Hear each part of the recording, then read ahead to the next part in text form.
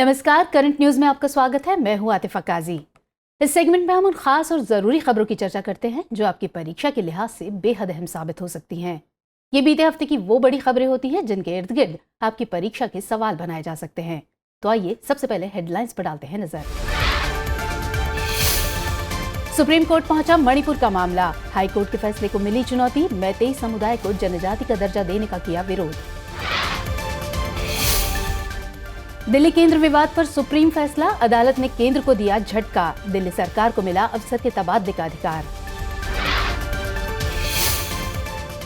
प्रवासी पक्षियों के संरक्षण के लिए दिल्ली में सम्मेलन आयोजित। बांग्लादेश, कुवैत समेत 11 देश हुए शामिल। इससे जुड़े रोड मैप पर बनी सहमति।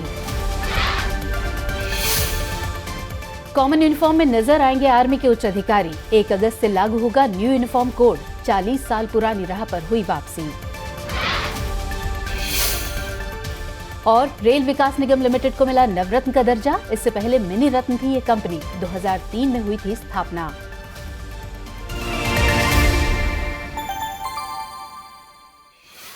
चलिए अब खबरों को विस्तार से देखते हैं। मणिपुर में जारी हिंसा के बीच मैतेई समुदाय से जुड़ा मामला सुप्रीम कोर्ट पहुंचा। मणिपुर के विधायक डिंगांगलुंग गंगमेई ने हाई कोर्ट के फैसले को सुप्रीम कोर्ट में चुनौती दी है। याचिका में कहा गया है कि supreme court Manipur high court के फैसले पर रोक लगाए जिसमें मैतेई समुदाय को अनुसूचित जनजाति का दर्जा देने के लिए अधिसूचना जारी करने का फरमान दिया गया है। याचिकाकर्ता ने कहा कि हाई कोर्ट ने अपने आदेश में बुनियादी गलती की है। याचिका में कहा गया है कि मैतेई समुदाय को अनुसूचित जनजाति सूची में शामिल करने के लिए राज्य को केंद्र के पास सिफारिश भेजना था। इसमें सुप्रीम कोर्ट की कोई भूमिका ही नहीं है क्योंकि ये एक राजनीतिक मुद्दा है। उनका मानना है कि चूंकि ये एक नीतिगत मुद्दा है इसलिए राजनीतिक रूप से ही इसका समाधान होगा, न कि कोर्ट के रास्ते से। साथ ही याचिका में तर्क दिया गया है कि मैतेई समुदाय संपन्न है और उसे जनजाति के दर्जे की जरूरत नहीं है। आपको बता दें कि मणिपुर में हिंसा के चलते मैतेई समुदाय इन दिनों चर्चा का केंद्र बना हुआ है। मणिपुर क्षेत्र में बसे इस समाज से जुड़े हुए लोगों को मणिपुरी भी कहा जाता है। मैतेई मणिपुर में सबसे बड़ा समुदाय है और राज्य की आबादी में मैतेई और मैतेई पंगल की हिस्सेदारी लगभग 64.6% है। मुख्य रूप से मैतेई समुदाय इम्फाल घाटी क्षेत्र में बसा हुआ है। हालांकि इनकी आबादी का एक बड़ा हिस्सा देश के अन्य राज्यों में भी निवास करता है।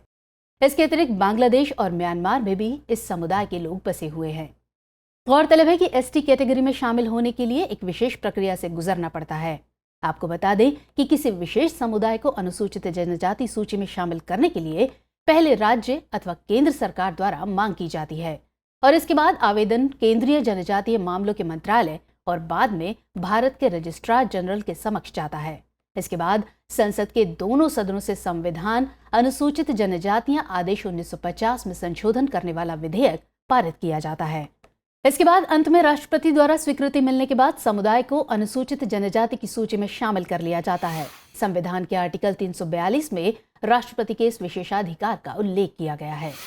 हाल ही में देश में काले धन की रोकथाम के लिए सरकार ने मनी लॉन्ड्रिंग अधिनियम में कुछ संशोधन किए। इसका मकसद प्रॉपर्टी की खरीद और बिक्री के लिए प्रयोग होने वाले काले धन पर लगाम लगाना है। संशोधन के तहत ग्राहकों की ओर से चार्टर्ड अकाउंटेंट्स, कंपनी सचिवों और कॉस्ट अकाउंटेंट द्वारा किए जाने वाले वित्तीय लेन देन को इस कानून के अंतर्गत मान्यता दी जाएगी। हालांकि वकील और कानूनी पेशेवर मनी लॉन्ड्रिंग कानून के दायरे में शामिल नहीं हैं। संशोधित नियमों के मुताबिक चार्टर्ड अकाउंटेंट्स, कंपनी सचिवों और कॉस्ट अकाउंटेंट्स पेशेवरों को अपने ग्राहक की तरफ से कोई भी काम शुरू करने से पहले नो योर कंपनी प्रक्रिया से गुजरना होगा। इसका मतलब है कि अगर अकाउंटेंट अपने ग्राहकों के वित्त का प्रबंधन करते हैं तो उन्हें अब रिपोर्टिंग इकाई माना जाएगा। विशेषज्ञों के मुताबिक इस संशोधन से जांच एजेंसियों को शेल कंपनियों और मनी लॉन्ड्रिंग से जुड़े संदिग्ध लेन देन के खिलाफ जांच करने में मदद मिलेगी। इसके पहले मार्च में सरकार ने पीएमएलए के तहत रिपोर्टिंग संस्थाओं के दायरे का विस्तार किया था। इसका मकसद गैर सरकारी संगठनों और राजनीतिक रूप से उजागर व्यक्तियों को मनी लॉन्ड्रिंग कानून के प्रावधानों के तहत लाना था। नए नियमों में संशोधन का मकसद पंजीकरण प्रमाण पत्र और पेन जैसे दस्तावेजों के माध्यम से केवाईसी आवश्यकताओं को पूरा करना है। गौरतलब है कि पीएमएलए यानी मनी लॉन्ड्रिंग निरोधक अधिनियम को साल 2002 में लाया गया था। ये कानून सरकार या सार्वजनिक प्राधिकरण को अवैध रूप से कमाए गए पैसों और संपत्ति को जब्त करने का अधिकार देता है। इसे वियना कन्वेंशन के उद्देश्यों को लागू करने के मद्देनजर लाया गया था। यह अधिनियम सभी वित्तीय संस्थानों, आरबीआई सहित सभी बैंकों, म्यूचुअल फंड, बीमा कंपनियों और उनके वित्तीय मध्यस्थों पर लागू होता है। पेट्रोलियम और नेचुरल गैस मंत्रालय द्वारा गठित पैनल ने सरकार के समक्ष साल 2027 तक डीजल से चलने वाले 4 पहिया वाहनों पर प्रतिबंध लगाने का प्रस्ताव रखा है। कमेटी ने अपने प्रपोजल में कहा है कि 10 लाख से अधिक आबादी वाले शहर और प्रदूषित शहरों में उत्सर्जन कम करने के लिए इलेक्ट्रिक एवं गैस से चलने वाले वाहनों का अधिक प्रयोग होना चाहिए। गौरतलब है कि भारत विश्व में ग्रीन हाउस गैस के अग्रिम उत्सर्जकों में से एक है। ऐसे में कार्बन उत्सर्जन को कम करने की दिशा में इलेक्ट्रिक वाहनों का इस्तेमाल एक उपयोगी कदम साबित होगा। तरुण अग्रवाल की अगुवाई में गठित इस कमेटी ने साल 2024 से सिटी ट्रांसपोर्ट में डीजल से चलने वाली बसों को शामिल न करने की सलाह दी है। साथ ही साल 2030 से केवल इलेक्ट्रिक बसों को ही सिटी बस की लिस्ट में शामिल करने पर जोर दिया है। सड़क परिवहन के अलावा रेलवे नेटवर्क का भी जिक्र किया गया है। रिपोर्ट में बताया गया है कि रेलवे आने वाले 2-3 सालों में 100% इलेक्ट्रिफिकेशन का टारगेट प्राप्त कर लेगा। गौरतलब है कि भारत का लक्ष्य 2030 तक एनर्जी के क्षेत्र में गैस की हिस्सेदारी को बढ़ाकर 15% करना है, जो कि मौजूदा समय में महज 6.2% है। भविष्य में ग्रीन एनर्जी की बढ़ती डिमांड को देखते हुए पैनल ने गैस के भूमिगत भंडारण का भी सुझाव दिया है। दरअसल भारत में ट्रांसपोर्ट सेक्टर में कुल डीजल के 80% से अधिक हिस्से की खपत होती है। ऐसे में गठित कमेटी ने इलेक्ट्रिक वाहनों की यूज को प्रमोट करते हुए फेम स्कीम की समय अवधि को आगे बढ़ाने का प्रस्ताव सरकार के समक्ष रखा है। रिपोर्ट में साल 2024 से केवल इलेक्ट्रिक व्हीकल्स को ही नए वाहन के तौर पर पंजीकृत किए जाने की भी बात कही गई है। भारी उद्योग और सार्वजनिक उद्यम मंत्रालय द्वारा फेम 2 स्कीम 1 अप्रैल 2019 से 3 साल की अवधि के लिए लागू की गई थी। ये ईवी निर्माण और इसे अपनाने के लिए वित्तीय सहायता भी प्रदान करती है। पब्लिक के लिए किफायती और एनवायरमेंट फ्रेंडली पब्लिक ट्रांसपोर्ट का ऑप्शन मुहैया कराने का समर्थन करती है। आपको बताते चले कि वर्ष 2030 तक इलेक्ट्रिक वाहनों की हिस्सेदारी 30% तक करने का लक्ष्य है। बीते दिनों एक अमेरिका स्थित बहुराष्ट्रीय दवा कंपनी एबॉट ने समाचार पत्रों में एक सार्वजनिक नोटिस प्रकाशित किया। इसमें लोगों को दवा के गलत लेबल वाले बैच के बारे में सचेत किया गया था, जिसे उसने अनजाने में बाजार में भेज दिया था।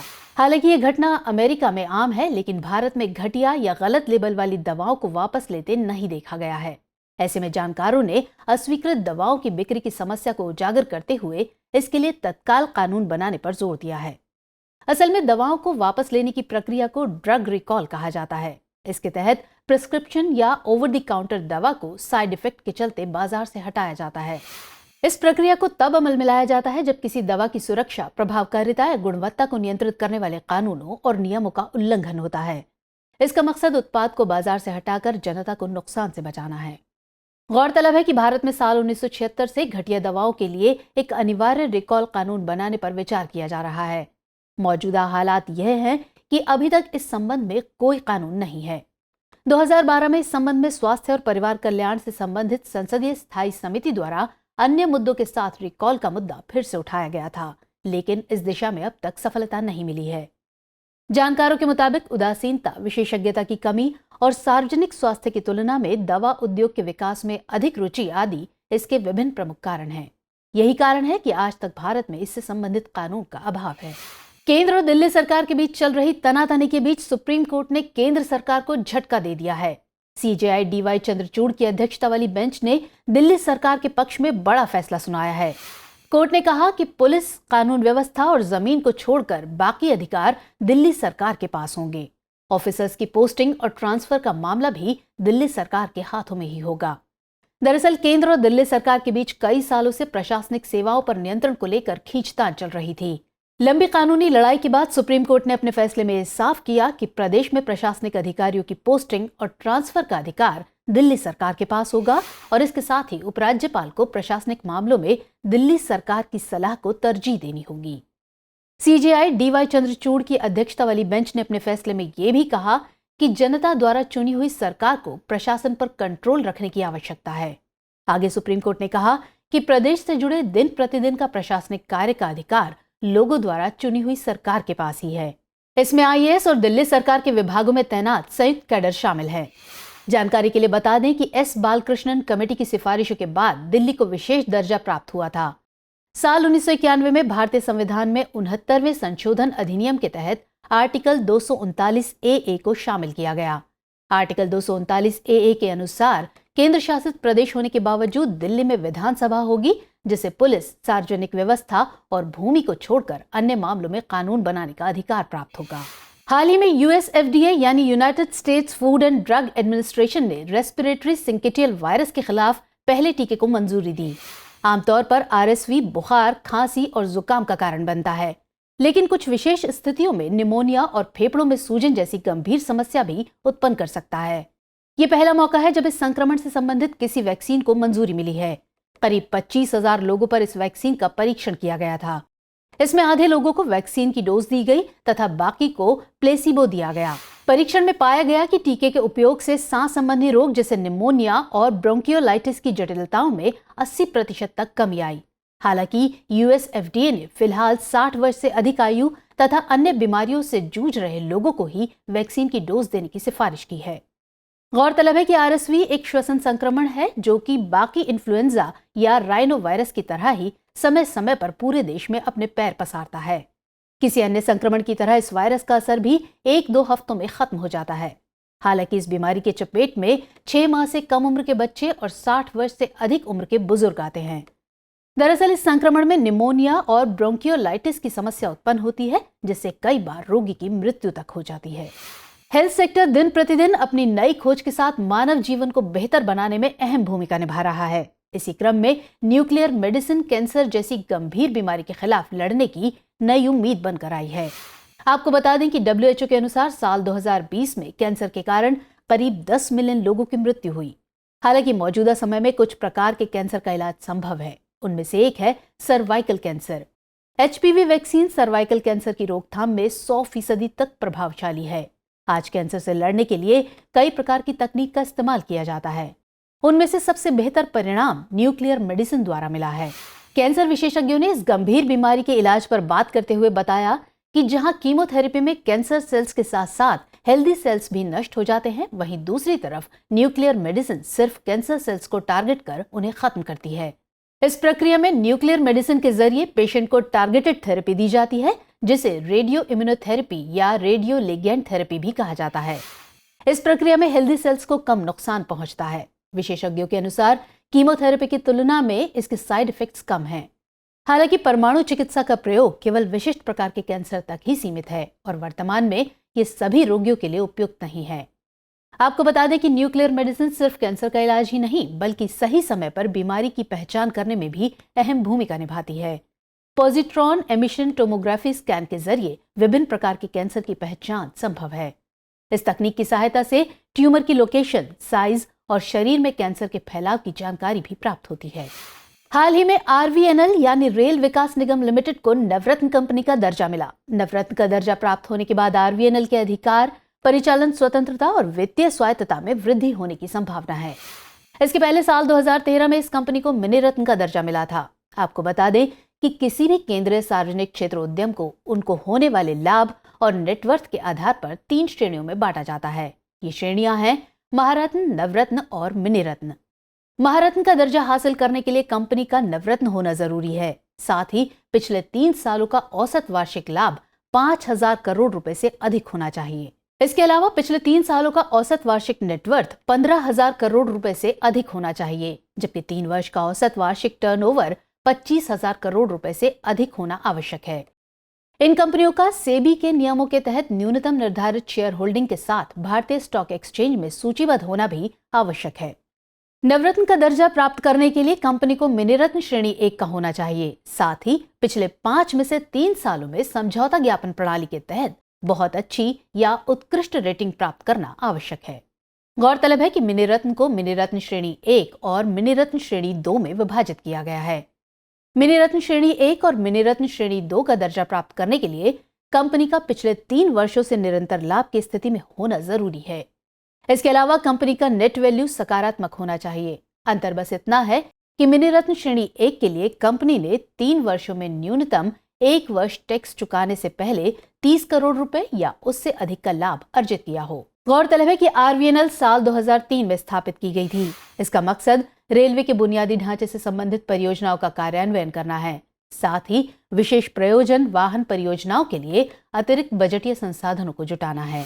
आपको बता दें कि RVNL द्वारा रेलवे परियोजना पूरी करने के बाद इसके द्वारा इसका संचालन और रखरखाव संबंधित क्षेत्रीय रेलवे द्वारा किया जाता है। हाल ही में पर्यावरण, वन और जलवायु परिवर्तन मंत्रालय ने संयुक्त राष्ट्र पर्यावरण कार्यक्रम के कन्वेंशन ऑन माइग्रेटरी स्पीशीज या CMS के सहयोग से एक बैठक आयोजित की। ये बैठक नई दिल्ली में 2 से 4 मई के दौरान आयोजित की गई। इसका मकसद CAF यानी सेंट्रल एशियन फ्लाईवे में प्रवासी पक्षियों एवं उनके आवासों के संरक्षण से जुड़े प्रयास को मजबूत करना है। असल में फ्लाईवे से मतलब वार्षिक चक्र के दौरान पक्षियों के एक समूह द्वारा उपयोग किए जाने वाले क्षेत्र या रास्ते से है। इसमें उनके प्रजनन क्षेत्र, निवास क्षेत्र और सर्दियों के क्षेत्र शामिल होते हैं। आपको बता दें कि CMS सचिवालय ने पक्षियों के प्रवास के संबंध में वैश्विक स्तर पर 9 प्रमुख फ्लाईवे की पहचान की है। इस बैठक में Armenia, Bangladesh, Kazakhstan, Kyrgyzstan, Kuwait सहित 11 देशों ने भाग लिया। शामिल प्रतिनिधियों ने CAF के लिए एक संस्थागत ढांचे और इससे संबंधित कार्य योजना को अपडेट करने के लिए एक रोड मैप पर सहमति जताई है। गौरतलब है कि CMS संयुक्त राष्ट्र पर्यावरण कार्यक्रम के तहत एक अंतर सरकारी संधि है जिसे बॉन कन्वेंशन के नाम से जाना जाता है। इस पर साल 1979 में हस्ताक्षर किए गए थे, जबकि ये साल 1983 से लागू है। 1 मार्च 2022 तक CMS में 133 पक्षकार यानी देश शामिल थे। भारत इसका पक्षकार साल 1983 में बना था। CMS के तहत 2 सूची बनाई गई हैं। इसकी सूची 1 में संकटग्रस्त प्रवासी प्रजातियों को शामिल किया जाता है, जबकि सूची 2 में अंतर्राष्ट्रीय सहयोग की आवश्यकता वाली प्रवासी प्रजातियों को सूचीबद्ध किया जाता है। हाल ही में बांधवगढ़ टाइगर रिजर्व में 2 बौद्ध स्तूप मिले। इनमें से एक स्तूप 15 फीट और दूसरा 18 फीट ऊंचा है। जानकारों के मुताबिक इसका प्रयोग मठवासी प्रमुखों की राख रखने के लिए किया जाता था। इसके अलावा दूसरी और तीसरी शताब्दी के बौद्ध स्तंभ के टुकड़े भी पाए गए हैं, जो महाराष्ट्र में बेडसे गुफाओं के चैत्य स्तंभों के समान है। इससे पहले यहाँ 2000 साल पुराने समाज के अवशेषों की खोज की गई थी। इसमें 1500 वर्ष पुरानी रॉक पेंटिंग तथा लगभग 1800 से 2000 साल पुराने मानव निर्मित जल निकाय शामिल थे। साल 2022 में यहाँ से दूसरी से 5वीं शताब्दी ईसा पूर्व की लगभग 26 बौद्ध गुफाओं की खोज की गई थी। विशेषज्ञों के मुताबिक बांधवगढ़ एक पुराने व्यापार मार्ग का हिस्सा था। इससे होकर जब व्यापारी गुजरते तो रॉक कट गुफाओं को अपने आश्रय के रूप में इस्तेमाल करते थे। साथ ही इनका ये भी कहना है कि ये क्षेत्र लंबे समय तक माघ राजवंश के अधीन रहा है। इसके बाद कई अन्य राजवंशों ने भी शासन किया, जिसमें गुप्त, गुर्जर प्रतिहार और कलचुरी शामिल थे। गौरतलब है कि बांधवगढ़ टाइगर रिजर्व मध्य प्रदेश के उमरिया जिले में विंध्य पर्वत श्रृंखलाओं पर स्थित है। इस रिजर्व का नाम यहाँ स्थित पहाड़ बांधवगढ़ के नाम पर पड़ा है। साल 1968 में इसको राष्ट्रीय उद्यान के रूप में अधिसूचित किया गया। बाद में इसे साल 1993 प्रोजेक्ट टाइगर के तहत एक बाघ आरक्षित क्षेत्र के रूप में नामित किया गया था। इस अभ्यारण्य में बाघ, तेंदुए, जंगली हाथी, बाइसन, बारहसिंगा, हिरन सहित 37 से अधिक स्तनधारियों की प्रजातियां पाई जाती हैं। इसके अलावा यहाँ पक्षियों की लगभग 250 तथा तितलियों की लगभग 80 प्रजातियां पाई जाती हैं। हाल ही में हुए सेना कमांडर्स के सम्मेलन में एक बड़ा फैसला लिया गया। रिपोर्ट्स के अनुसार 1 अगस्त 2023 से भारतीय सेना में ब्रिगेडियर तथा इस रैंक के बाद के सभी उच्च अधिकारी जैसे मेजर जनरल, लेफ्टिनेंट जनरल और जनरल एक समान यूनिफॉर्म में ही नजर आएंगे। अलग अलग रेजिमेंट और पोस्ट होने के बावजूद ये एक ही तरह की वर्दी धारण करेंगे। इसकी वजह है कि इंडियन आर्मी में प्रमोशन के बाद अक्सर एक साथ कई रेजिमेंट्स को कमांड करना पड़ता है। ऐसे में इन सैनिकों को कमांड करने वाले ऑफिसर्स खुद को अलग रेजिमेंट का हिस्सा न मानकर बल्कि एक आदर्श और तटस्थ अधिकारी के तौर पर काम कर सके, इसलिए कॉमन यूनिफॉर्म लागू किया जा रहा है। रिपोर्ट्स के अनुसार सभी उच्च अधिकारी अपने रैंक के सामान्य बैज और सामान्य बेल्ट बकल पहनेंगे। इसके साथ ही ये अधिकारी सामान्य पैटर्न के जूते तथा एक ही रंग की कैप में नजर आएंगे। इस बदलाव के बाद ये अधिकारी अपने कंधों पर रेजिमेंटल कोड्स नहीं पहनेंगे।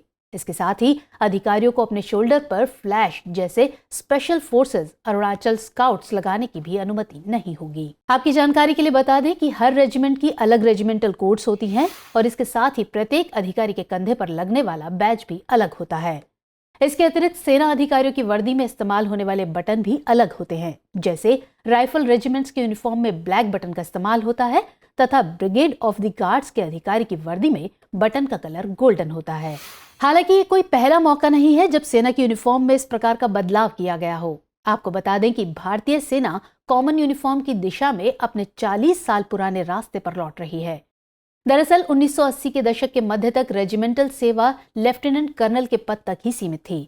कर्नल तथा उनसे उच्च रैंक के अधिकारी एक जैसी यूनिफॉर्म पैटर्न और सिंबल्स के साथ नजर आते थे।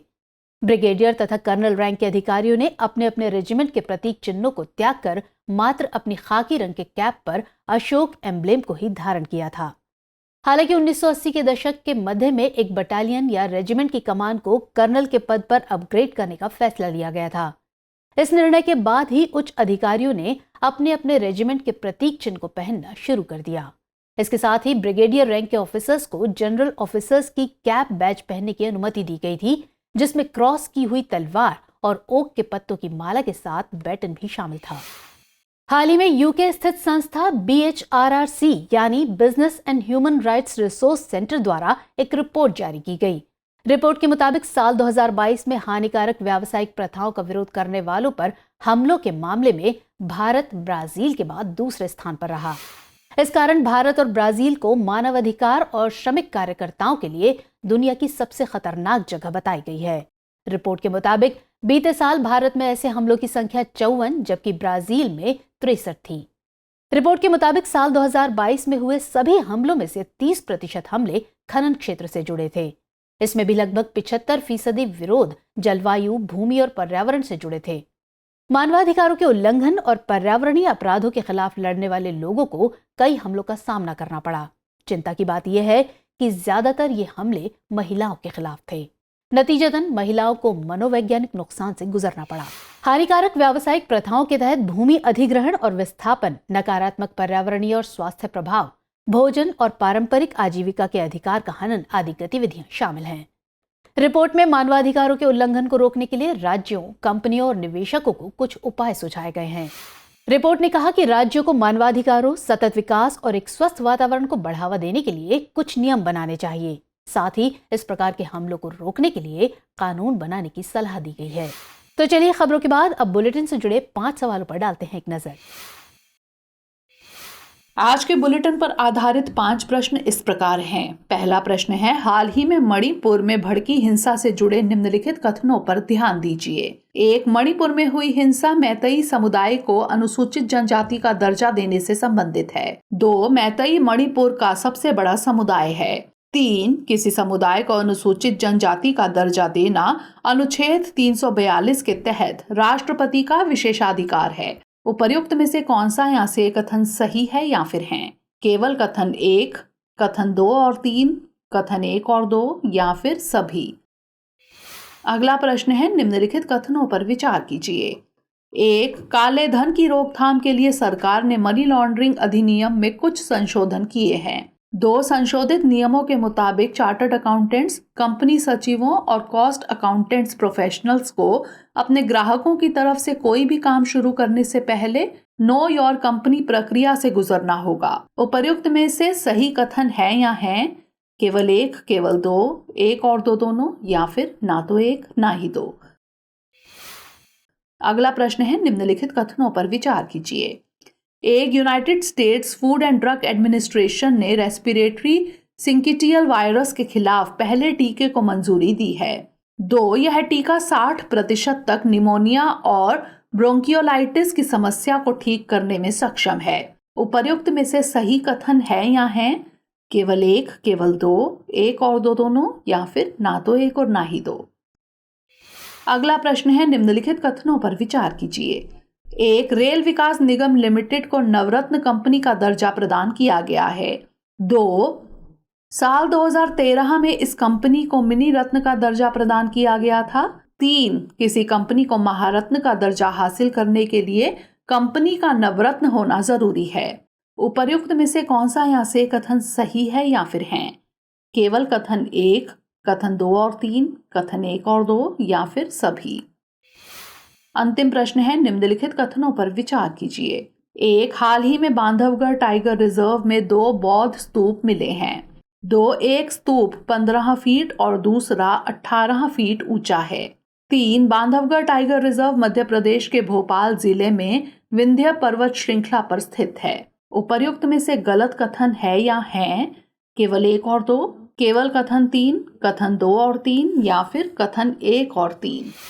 तो फिलहाल इस बुलेटिन में इतना ही। खबरों को विस्तार से पढ़ने के लिए विजिट करें www.drishtiis.com पर।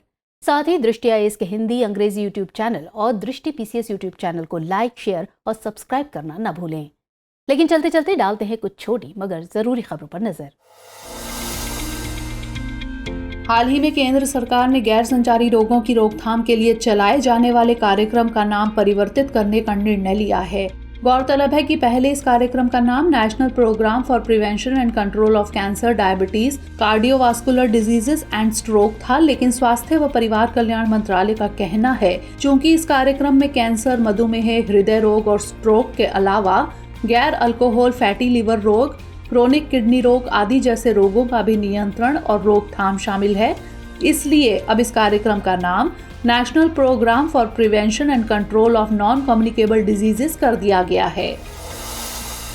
हाल ही में प्रसार भारती की महानिदेशक वसुधा गुप्ता द्वारा जारी आंतरिक आदेश के अनुसार ऑल इंडिया रेडियो नाम को तत्काल प्रभाव से हटाकर आकाशवाणी करने का फैसला लिया गया है। प्रसार भारती ने यह नाम परिवर्तन प्रसार भारती अधिनियम 1990 के प्रावधानों के अनुसार किया है। बता दें कि सबसे पहले 1939 में कलकत्ता शॉर्टवेव सेवा के उद्घाटन के लिए लिखे गए एक कविता में प्रसिद्ध कवि रविंद्रनाथ टैगोर द्वारा अखिल भारतीय रेडियो को आकाशवाणी के रूप में संदर्भित किया गया था। गौरतलब है कि आकाशवाणी की गृह सेवा में देश भर में स्थित 470 प्रसारण केंद्र शामिल हैं और यह 23 भाषाओं और 179 बोलियों में प्रसारित होता है, जो देश के 92% क्षेत्र और कुल आबादी के 99.19% को कवर करता है। हाल ही में मध्य प्रदेश के कूनो नेशनल पार्क में मादा चीता दक्षा की मेटिंग के दौरान घायल होने से मौत हो गई। इसके पहले फरवरी में 2 चीतों उदय और साशा की मृत्यु हो गई थी। दक्षा की मृत्यु के बाद कूनो नेशनल पार्क में अब वयस्क चीतों की संख्या 17 हो गई है। बता दें कि साल 1952 में भारत से चीते विलुप्त हो गए थे। भारत की जैव विविधता में एक बार फिर से चीतों को शामिल करने के लिए सितंबर 2022 में 20 चीते विदेश से भारत लाए गए थे। इनमें से 8 नामीबिया और 12 दक्षिण अफ्रीका से लाए गए थे। हाल ही में राष्ट्रपति द्रौपदी मुर्मू ने 9 मई को आयोजित एक रक्षा अलंकरण समारोह के दौरान सेना, अर्धसैनिक और पुलिस बलों के जवानों को अदम्य साहस और असाधारण वीरता का प्रदर्शन करने के लिए 8 कीर्ति चक्र और 29 शौर्य चक्र प्रदान किए। इनमें से 5 कीर्ति चक्र और 5 शौर्य चक्र मरणोपरांत दिए गए। बता दें कि कीर्ति चक्र भारत का दूसरा और शौर्य चक्र तीसरा सर्वोच्च शांतिकालीन वीरता पुरस्कार है। हाल ही में रेटिंग एजेंसी फिच ने वर्ष 2023-24 के लिए भारत के सकल घरेलू उत्पाद का अनुमान 6.2% से घटाकर 6% कर दिया है। एजेंसी ने कहा कि वैश्विक मांग के साथ उच्च मुद्रास्फीति और ब्याज दरों में वृद्धि इस गिरावट के प्रमुख कारण हैं। हालांकि वित्तीय वर्ष 2024-25 में भारत की जीडीपी ग्रोथ लगभग 6.7% रहने का अनुमान है। फिच ने दिसंबर 2022 में 3.3% से भारत के लिए अपने 2022-23 के चालू खाता घाटे के प्रक्षेपण को जीडीपी के 2.3% तक घटा दिया है। उत्तर प्रदेश में भारत की पहली पॉड टैक्सी की मंजूरी मिल गई है। यह टैक्सी नोएडा एयरपोर्ट से फिल्म सिटी के बीच चलेगी। यह पॉड टैक्सी नोएडा के जेवर हवाई अड्डे को सेक्टर 21 में फिल्म सिटी से जोड़ेगी। इस परियोजना पर लगभग 810 करोड़ रुपए खर्च होने का अनुमान है। गौरतलब है कि पॉड टैक्सी एक प्रकार का इलेक्ट्रिक वाहन होती है जो बिना ड्राइवर के चलती है। यह निश्चित संख्या में यात्रियों को तीव्र गति से गंतव्य तक पहुंचाने में सक्षम होती है। इन टैक्सियों को पर्यावरण अनुकूल व तेज और परिवहन के सबसे उन्नत साधनों में से एक माना जाता है। हाल ही में इस्लामाबाद में 5वीं चीन अफगानिस्तान पाकिस्तान विदेश मंत्रियों की वार्ता आयोजित की गई।